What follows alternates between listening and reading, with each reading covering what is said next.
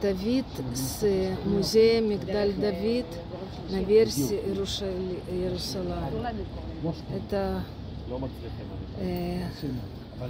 арабский район. Если мы возьмем налево, он есть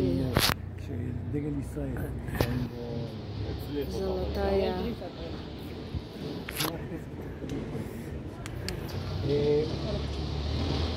с этой стороны левее, это уже христианский район. Даже в виде церкви такие острые. Тут мы видим гостиница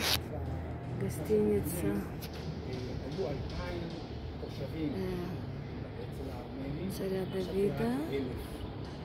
И вот здесь он מתנהגים אליהם לא יפה. הצעירים לא רוצים לגור בתוך העיר. אז הדור מתחלף. והם משכילים. וחלק לא קטן, יש להם בני משפחה בארצות הברית.